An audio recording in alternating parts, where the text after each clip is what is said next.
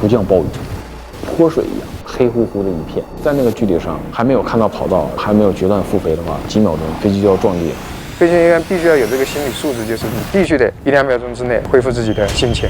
模拟机练过特警处置没有啊？不是，怎么办？告诉我，我这边应该先检查一下。飞机上升高度了。就是一个欺骗性的一个战术。摆脱，看好高景器，其他飞机压制住对方，不能再给他们机会。这对自己当然是一种挑战，但是我很喜欢这样的挑战。警告！警告！警告！警告！脑子里什么东西都没有，只有心跳的声音。警告！感觉有点绝望，可能今天我就回不去了。油动量准备好，是否需要备降？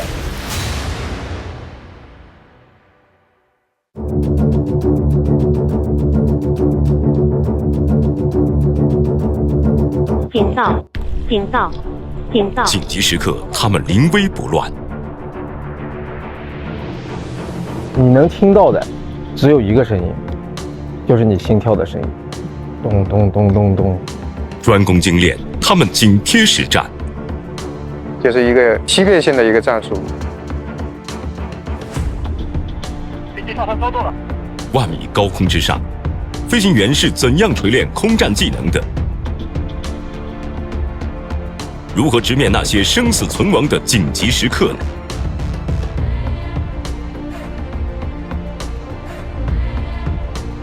战机在蓝天上翱翔，很容易受到自然天气的影响。恶劣天气不仅会给飞行员带来生死考验，还会直接影响飞行任务的成败。而除了暴雨的袭扰，还有一种突发情况也会对飞行产生影响。这又是什么不利的天气？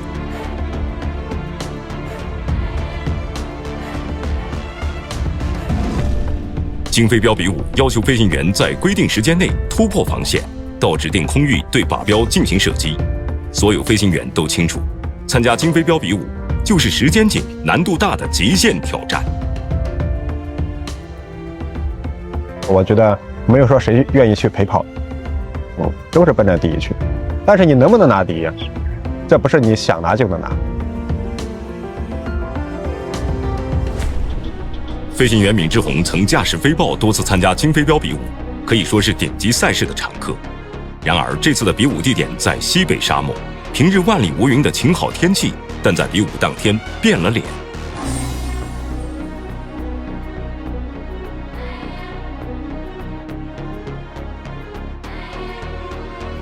在沙漠地区飞了超低空，飞了31分钟，下来还没到达战区，已经汗流浃背，非常的紧张，也非常的热。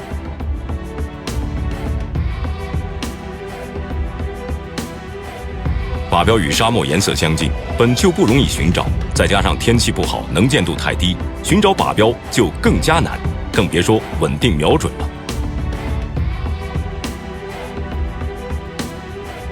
它那天的云比较低，你要在云上的话，你看不到靶标，搜索不了靶标，就没法打。越接近靶标区域，天空的积云越厚，而射击的时机只有短短几秒钟，错过了这几秒钟，就意味着失败。我最后下来穿出云，然后到扣扳机，总共4秒钟，只有几秒钟。如果我错过去，我要不是及时扣下去扳机，瞄准扣下扳机，那也过去了，那你也看不到。紧要关头，闵志红果断降低高度，以超低空飞行的姿态，瞬间锁定了靶标，并果断出击。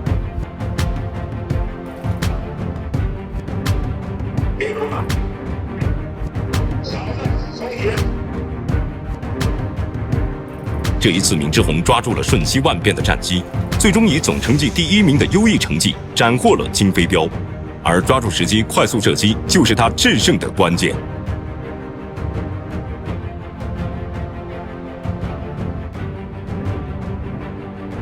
飞行员都有一种不服输的劲头在里面，这对自己当然是一种挑战，但是我很喜欢这样的挑战。对于喜欢挑战的战斗机飞行员来说，京飞标和金头盔是检验自身实战能力的赛场。然而，要想获得荣誉，绝非易事。还有哪些惊心动魄的危急时刻在等待着他们呢？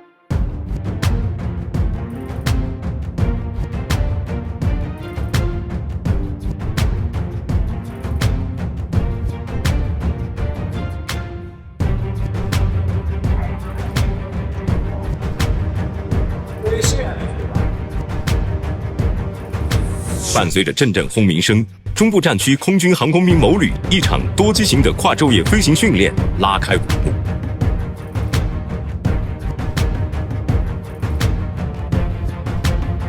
夜航是培养飞行员全天候作战能力的重要一环，比起昼间作战，夜航对飞行员的要求也更高。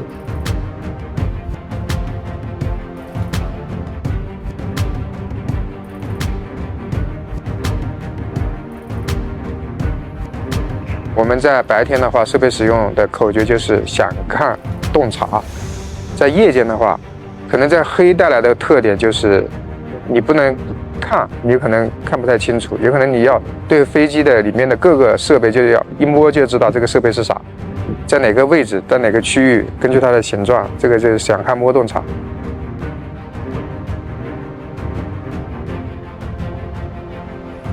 徐慧恩，金头盔飞行员，驾驶过6种机型，先后荣立个人2等功2次，3等功5次。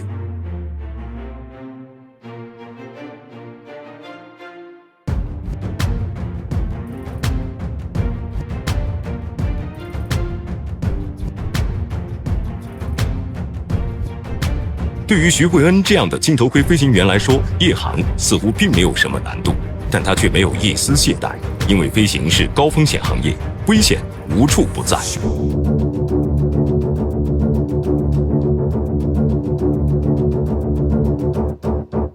警告！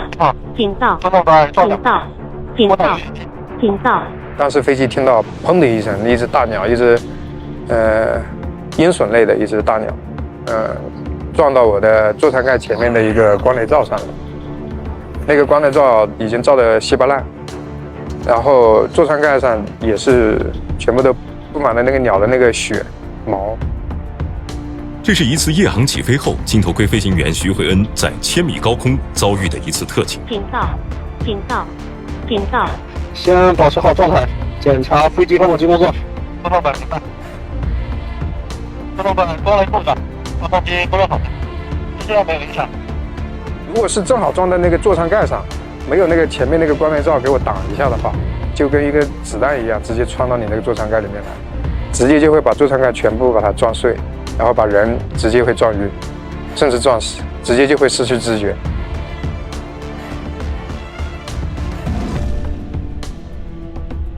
因为夜色较暗，飞机被破坏的程度还不清楚，但危险程度却让徐慧恩出了一身冷汗。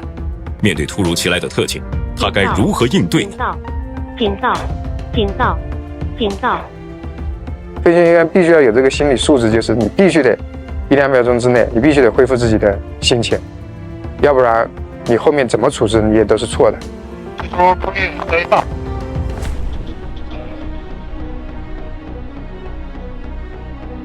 凭借良好的心理素质，徐慧恩很快冷静下来，沉着处置并安全返航。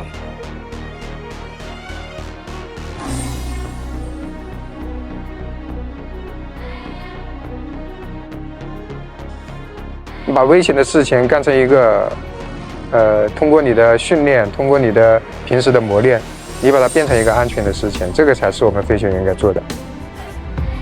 应对空中险情，在徐慧恩看来，只是飞行员的基本功，想要成为金头盔飞行员还远远不够。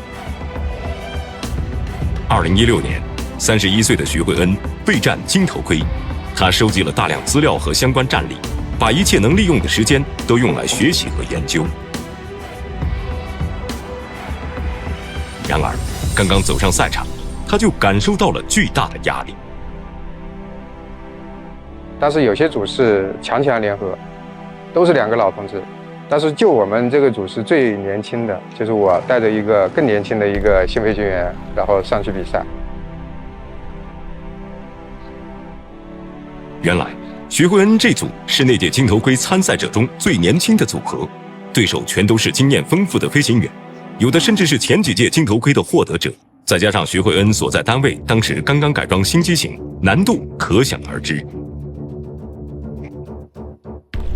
很多东西都需要我们自己去摸索，这个就是一个开拓型的。开拓型的很难，通过我们一架次一架次的堆积素材，包括计算，然后我们把整个空战这个原理搞清楚，把那个战术战法确定好。新人驾驶新机型对战实力强悍的空中老将，听起来就像以卵击石，但徐慧恩并没有慌张。我们所有人都认为这个能打到决赛已经很不错了，但是都没想着某个人要拿金头盔。很快，夺金之战如期而至。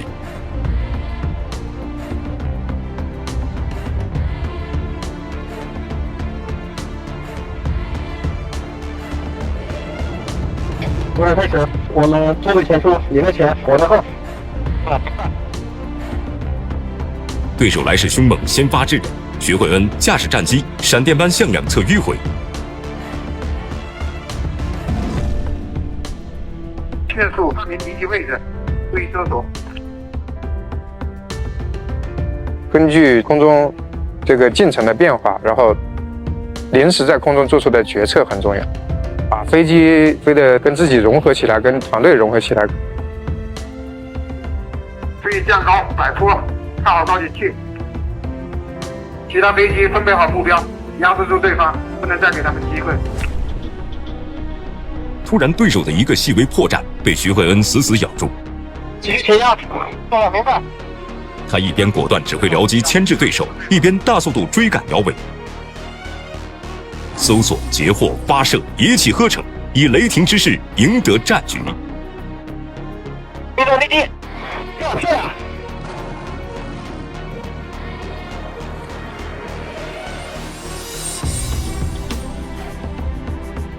评估组的组长就告诉我，你已经达到那个金头盔的分数了，你已经脱颖而出了。然后后来我才知道，这个只要打好每一场比赛，不要管分数，这才是我们这个飞行，包括我们训练，包括我们作战的一个最好的一个心态吧。飞行是勇敢者的游戏，驾驶战机鏖战长空，不仅要直面对手的交锋，还要应对各种突发状况。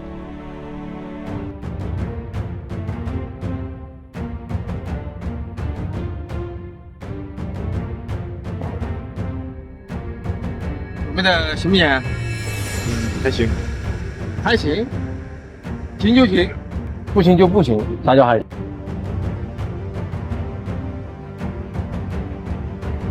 这天，空军航空兵某团的教官孙路宇即将带着年轻飞行员郭全浩进行一项危险的考核。这场考核模拟的是轰炸机在空中出现故障时的特情处置。然而，还没登上战机，孙路宇就发了火。行就行，不行就不行，啥叫还行？他发起火来确实挺突，但是你要是飞得好的话，他表扬你也是不太可能的。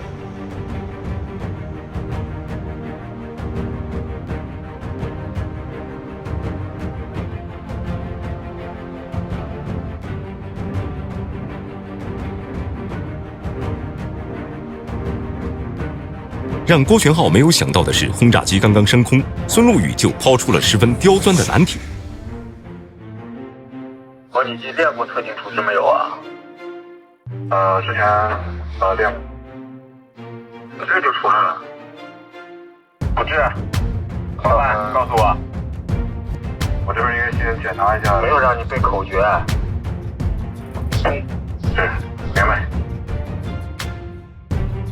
如果在真实情况下，一旦处理失败，很可能造成战机坠落的后果。教官孙路宇抛出的一连串问号，把郭全浩问懵了。我们准备联系一下飞架场。联系一下飞架场，你能联系得到吗？跟谁联系啊？报告一下本场的车位看发过。你都飞出本场1000多公里了，你哪还有本场啊？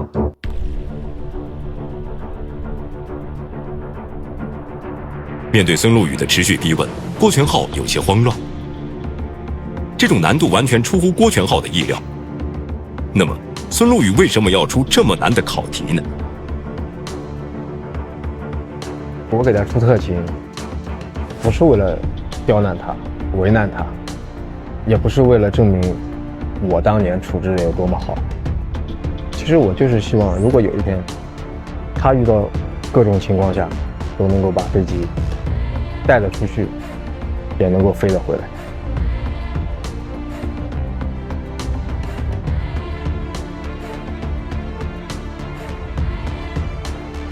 孙路宇，空军航空兵某团副团长，在22年的飞行生涯里，他圆满完成了30余项重大任务。但几年前的一次亲身经历，却让他深刻认识到了飞行的风险。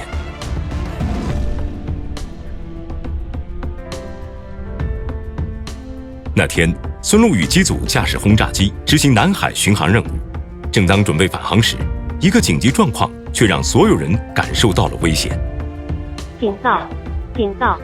警告！警告！警告！警告！满眼望过去全是红色的，红色的灯在闪，红色的字都在闪，不停的有告警。当时整个座舱里面突然就暗了，屏幕就全部变黑了，然后包括座舱里面的一些告警声音响起来。警告！警告！警告！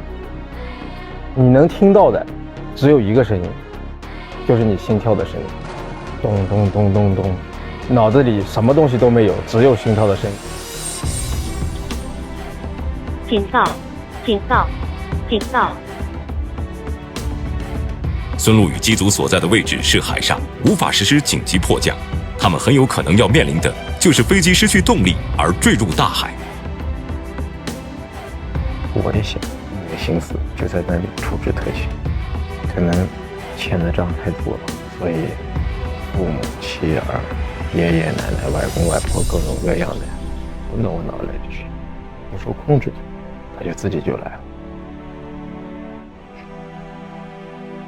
那一刹那，让孙路宇觉得格外漫长，格外难熬。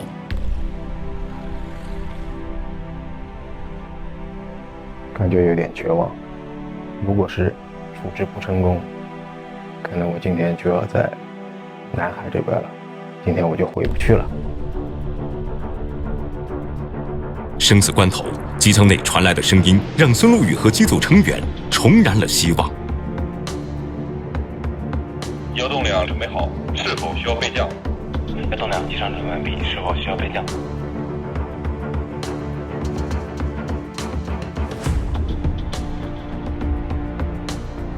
沿海的机场已经做好了让他们随时备降的准备，这让孙路宇他们重拾了信心，迅速冷静了下来，展开特勤处置。由于决策果断，悟空师历经几次尝试，终于启动成功。我想回家，我要回去。我也相信我们的设备正常工作运转之后，我是可以回去的。地面问我们需不需要备降的时候，我们异常坚定地回答了不需要。孙路宇和机组成员凭借精湛的飞行技术和强大的心理支撑，向着机场一步步飞进。摇动梁，可以着陆，欢迎你们回家。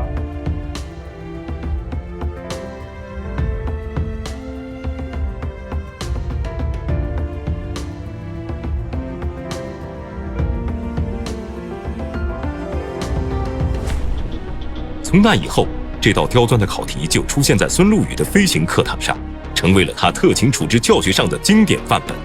而这样严格的要求，都指向一个目标：实战。